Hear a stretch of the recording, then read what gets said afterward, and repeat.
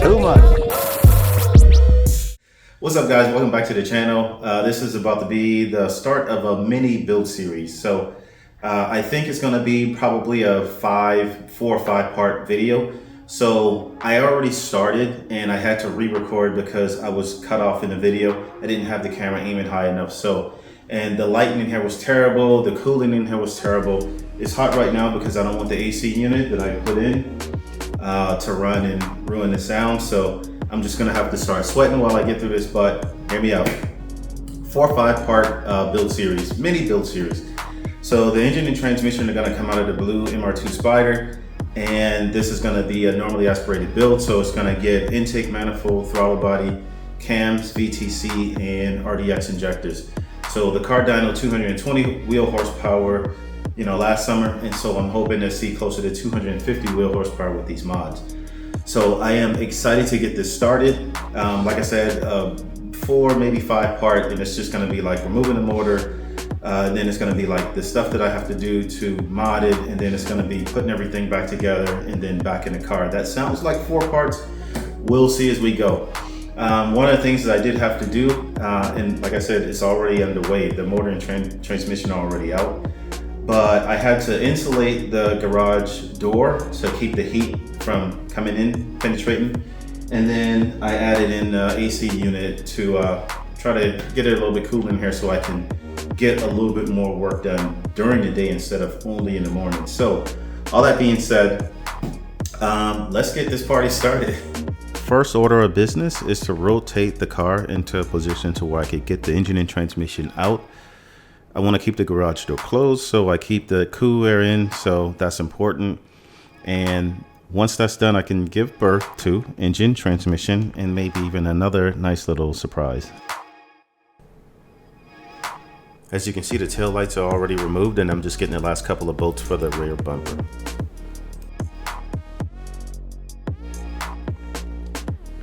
Here I'm removing 6 bolts for the rear crash bar and a couple of plastic connectors for the rear license plate lighting.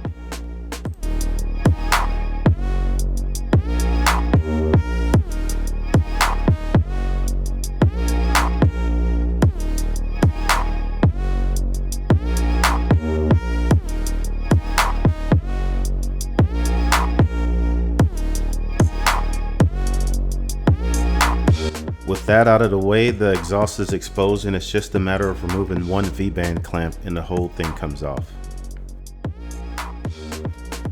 Next, I remove the wheels and tires to gain access to the hub assemblies.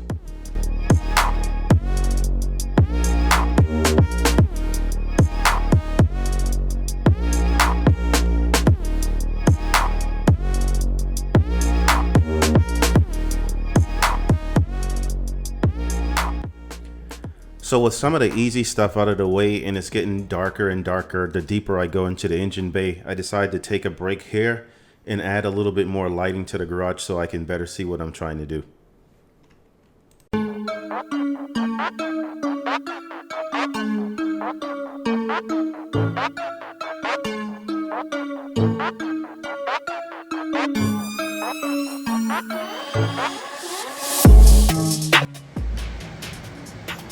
All right, so we got the coolant draining, and so while that's draining, I'm about to start removing the hubs.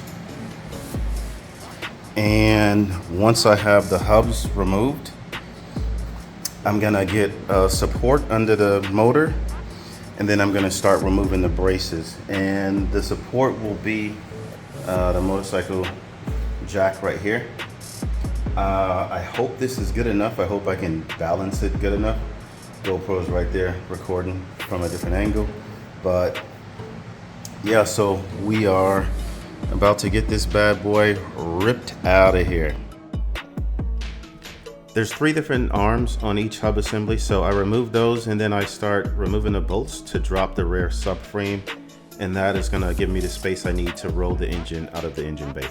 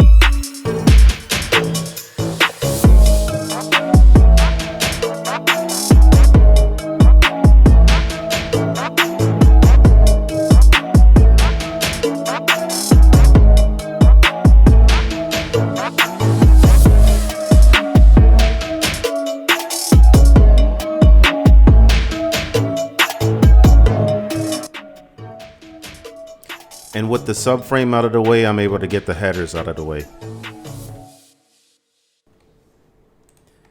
Here I'm trying to figure out where to place the motorcycle jack to balance the engine and transmission, but as I'm doing so, I realized I forgot to remove the mount between the transmission and firewall, the coolant hose, and the clutch line.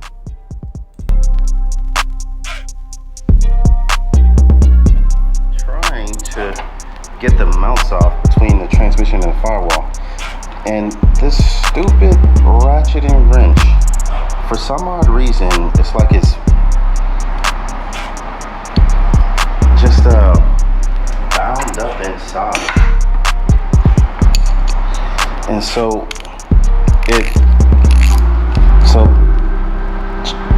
again, just that fast, I can't turn it. So let me do something. I'm gonna try something. Everyone is good except for the one that I use probably the most, which is the 17. Binds up like this over and over.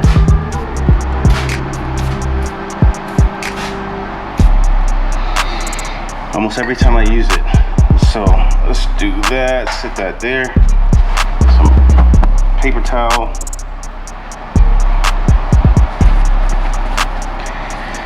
And a set of pliers.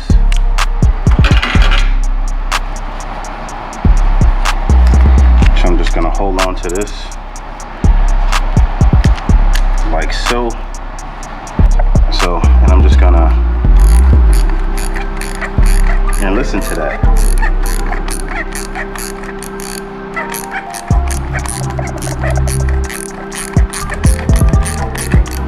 And look at all the crap that comes out.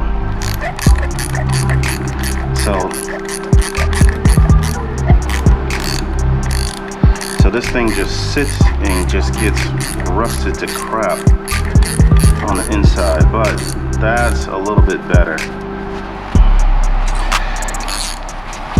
So by hand, it's still, okay, that's a lot better.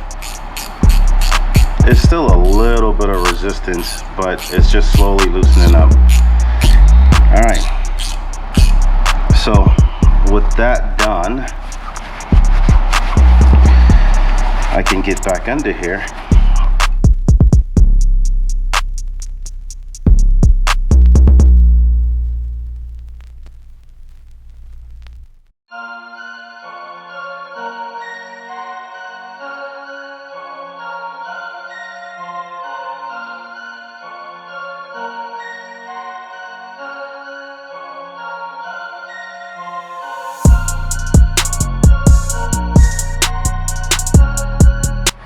This is like the lazy man's way of draining the coolant system. I didn't think I would have much more water coming out right here at the neck. Okay, so the bolts are loosened. I gotta undo the clutch line, which is gonna be some more fluid. So let me get the other oil pan available. Motorcycle jack is under the motor. It is supporting the motor. As you can see, I can move the jack. The motor moves a little bit. And this is the driver's side motor mount.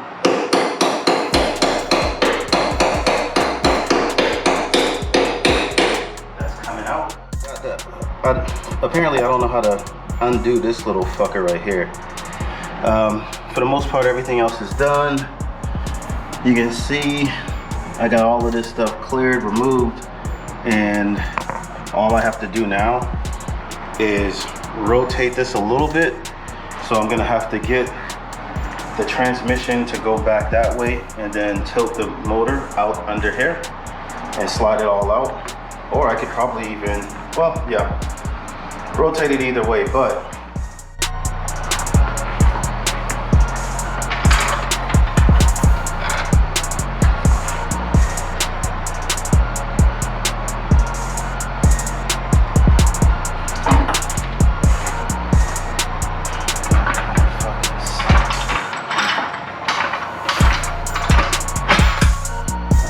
the hell?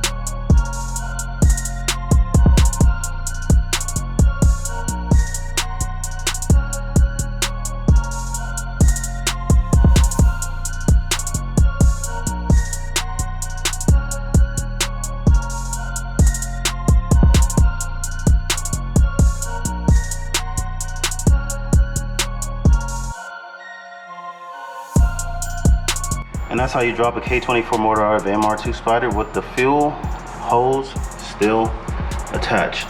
So I'm gonna go inside and see exactly how I get this off, but for some odd reason, just pulling those little plastic clips and prying on it didn't work. So maybe I have to just be a little more rough with it. We'll see. All right, so here's the engine and transmission separated. So this might not be light enough for me to lift on the engine stand yet. So I'm gonna just kind of look it over and figure out what all I need to remove in order to be able to pick it up and get it up on the engine stand. So nothing particularly interesting to record. So I think what I'll do basically is while it's on the floor, loosen the crank bolt, and yeah, I think that's really it. I think I have to be careful with some of the stuff that's attached because I don't want to bust up my water pump housing, or not housing, but the water, what is it called? I can't even remember what it's called. Housing? What, thermostat housing. Sheesh. Yeah, it's hot in here. It is 91.2, so I'm not gonna be doing much else. I keep going inside and taking a break because it's so hot, like I'm dripping sweat within like a few minutes. Anyway, so I'm gonna break the torque on this crank pulley, and I may just go ahead and take it off and just pop off the belt, set that aside, and then I think that's really all.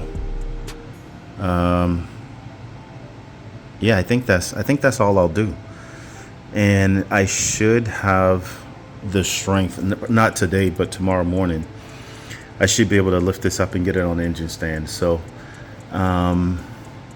and I guess it'll be a little bit later tomorrow because I still have to clean the bottom of this up and put the oil pan on before I take this off and set it to the side. So I'll do that probably first thing in the morning.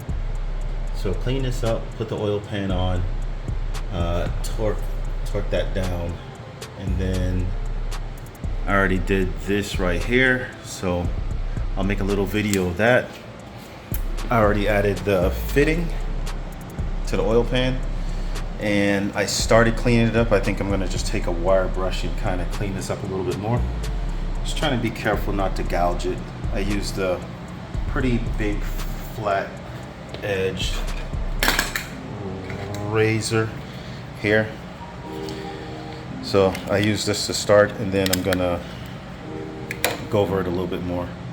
Just kind of take my time. But that is about it. The air in here is hot. and it is still, I guess it's not that humid, 32. So, and once I get the water pump housing put on this and the timing belt cover put on and the oil pan as well, then I'll go ahead and take the wire brush and start cleaning this up.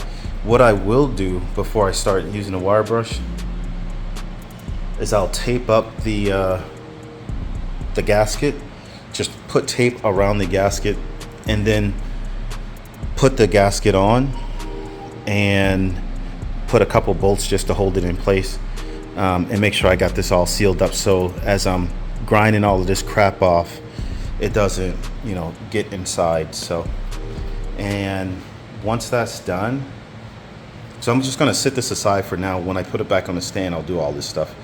And then once that's done, I'll take it out to the driveway, make sure my cars are out of the way, and then hit it with the prep, hit it with the primer, and then hit it with the paint, same as the engine, transmission, or whatever.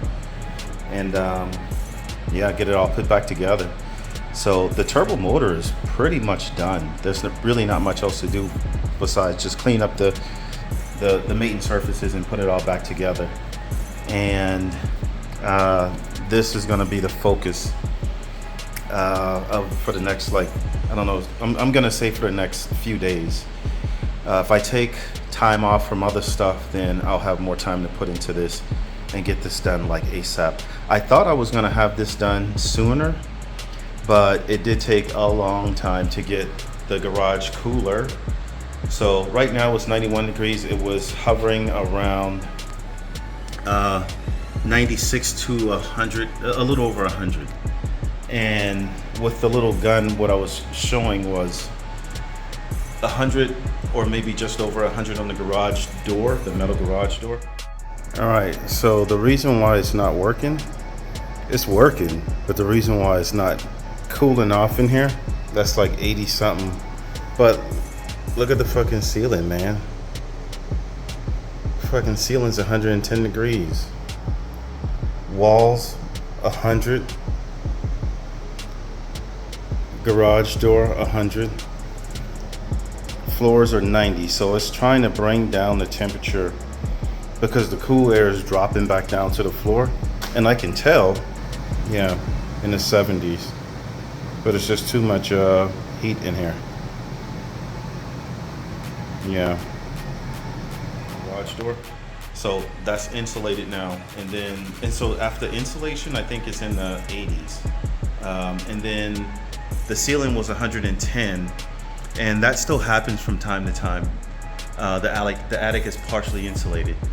And then also it was putting these lights up so that I have more light to work with in the garage. So this has been awesome, not having to open the garage door, and just the amount of neighbors walking by or biking or whatever, the amount of noise coming from outside, I was able to just keep my train of thought and just press forward with whatever it is that I'm doing. And besides, I don't think the whole neighborhood wants to see me like tear cars and engines and transmissions apart. So anyway, yeah, that is it for now. I should be able to lift this tomorrow. Today I'm just kind of like, no, I did deadlifts today. I'm not even gonna attempt it, but I should be able to get this up on the engine stand tomorrow.